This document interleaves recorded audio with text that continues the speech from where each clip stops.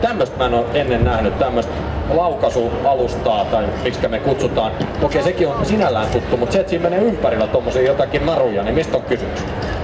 Kesällä ja kun ei ole pääse jäällä käymään, niin tuohon kun laittaa kiekoon ja sitä pystyy leikkoon ja tuossa on toi kuminauha tuossa noin ja siihen käyttää kiekkoa, se koppaa sieltä takaisin ja jos haluaa vaikka ampua suoraan syötöstä laukauksia kiekolla tai muuta vastaavaa, niin tuossa pystyy käyttämään ja kiekkoa aina ja mun mielestä toi on ihan loistava juttu, että kaikki nämä maalit ja nämä alustat ja toi, että pystyy käyttää hyväksi kuminauhaa, jos haluaa niin laukausjuttua tai muuta vastaavaa, niin näitä ei paljon kyllä muuta saa, että mielestäni on tosi hieno juttu. Täytyy vielä sanoa, että tuossa maalissa näkyy tuossa taustalla on tuommoinen taustaverkko, niin se on aivan loistava keksintö kanssa, että jos sattuu kiekko joskus menemään ohi, niin sitä ei tarvitse hakea sieltä hirveän kaukaa 20 metrin päästä, vaan se pomppaa siitä takaisin ja se on nopeata ja sitä ei kaikki mielekkään pahoin. Niin pahimmassa tapauksessa haetaan naapurin keittiöpöydältä, kun se oikein lipsahtaa. Niin,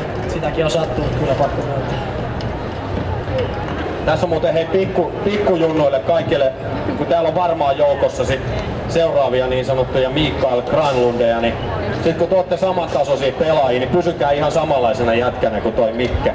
Nimittäin toi on ihan tommonen näköjään ihan normaali kaveri, että se ei oo mikään superstar, vaikka ihan kaikki ainekset siihen hommaan olisi aikaisiksi.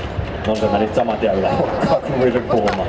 Kiitoksia Mikael Granlund, annetaan raikuvat aplodit. Sitten ei muuta kuin nimmareita ja yhteiskuvia vaan ehdottomasti Mikael.